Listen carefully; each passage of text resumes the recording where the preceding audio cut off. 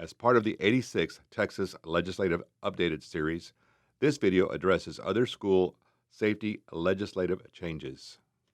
The passage of House Bill 2195 resulted in an amendment to Chapter 37, Section 812 of the Texas Education Code by requiring a school district peace officer or school resource officer to complete an active shooter response training program approved by the Texas Commission on Law Enforcement. Senate Bill 11 resulted in an amendment to Section 1701.263B of the Occupations Code requiring a school district peace officer or school resource officer to successfully complete an education and training program before or within 180 days of the officer's commission by or placement in the district or campus of the district. The legislature deleted the 30,000 student enrollment minimum. House Bill 2195 states that a school district peace officer or school resource officer who begins employment with or begins providing law enforcement to a school district on a date occurring before the effective date of September 1, 2019 of this Act shall complete the training as soon as practical after the effective date of the Act, but no later than August 31, 2020. Senate Bill 1707 amends Section 37.081 of the Texas Education Code regarding school district peace officers, school resource officers, and security personnel. It adds that a board of trustees of the school district shall determine the law enforcement duties of peace officers, school resource officers, and security personnel, and that the duties must be included in the district's improvement plan, the student code of conduct, any memorandum of understanding providing for a school resource officer, and any other campus or district document describing the role of peace officers, school resource officers, or security personnel in the district.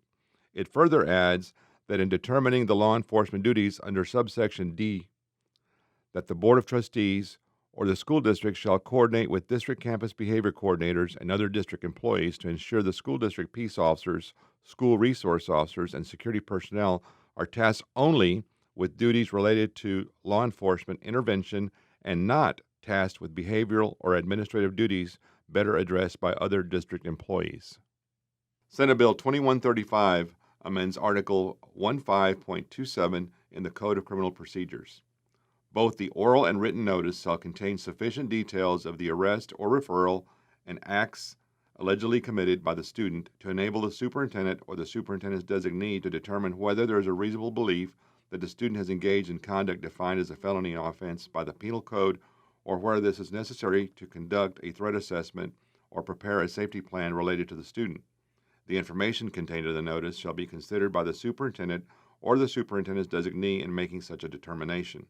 In addition to the information provided, the law enforcement agency shall provide to the superintendent or designee information related to the student that is requested for the purpose of conducting a threat assessment or preparing a safety plan relating to the student.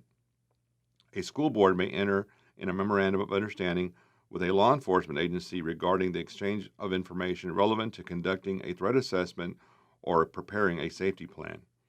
Absent a memorandum of understanding, the information requested by the superintendent or the superintendent's designee shall be considered relevant.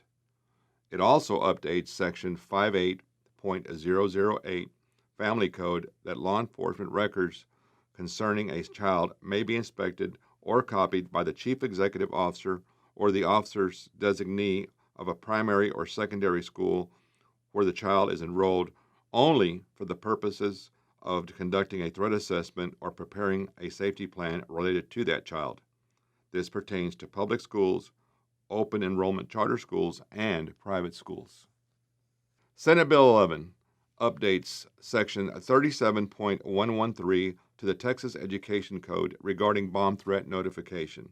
A school district that receives a bomb threat or terroristic threat relating to a campus or other district facility at which students are present shall provide a notification of the threat as soon as possible to the parent or guardian of or other person standing in parental relation to the student who is assigned to the campus or who regularly uses the facility as applicable. House Bill 496 amends Chapter 38 of the Education Code by adding Section 38.030, traumatic injury response protocol.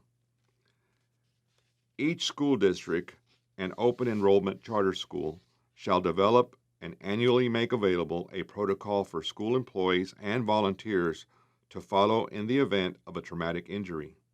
The protocol must provide for a school district or open enrollment charter school to maintain and make available to school employees and volunteers bleeding control stations as described in subsection D, and ensure that bleeding control stations are stored in easily accessible areas of the campus that are selected by the district school safety and security committee or the charter school's governing body. The protocol requires that training approved by the Texas Education Agency on the use of bleeding control station is provided to each school district peace officer or school security personnel, each school resource officer who provides law enforcement at the campus, and all district or school personnel who may be reasonably expected to use a bleeding control station.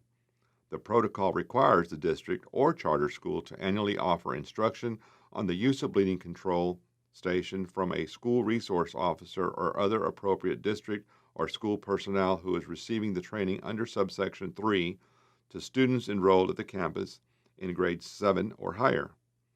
No later than October 1, 2019, the Texas Education Agency shall provide a course of instruction on the use of bleeding control station that is appropriately to satisfy the requirement under subsection 38.03 of the Education Code as added by this Act.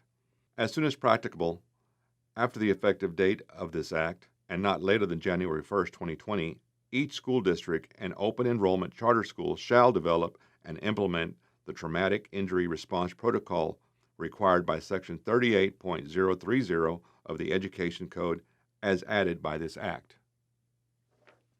House Bill 1387 amends section 37.0811 of the Texas Education Code to allow the Board of Trustees of a school district or the governing body of an open enrollment charter school to appoint one or more school marshals for each campus, beginning with the 2019-2020 school year, and allows private schools to appoint school marshals.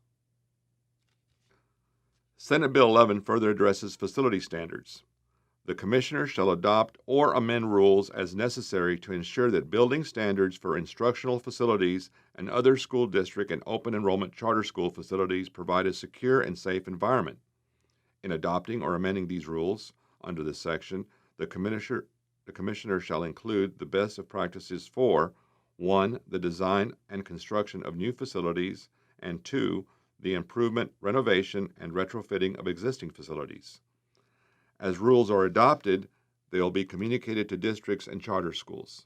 The Texas School Safety Center is also charged to work with TEA on operation and instructional time waivers for school safety training. The Commissioner shall provide a waiver allowing for fewer minutes of operation and instructional time than required for a school district that requires each educator employed by the district to attend an approved school safety training course. To be approved under this section, a school safety training course must apply to the Texas School Safety Center. The Texas School Safety Center may approve a training course if the course satisfies the training requirements as determined by the Center, and the Commissioner may adopt rules to implement this action. As rules are adopted, they will be communicated to districts and charter schools.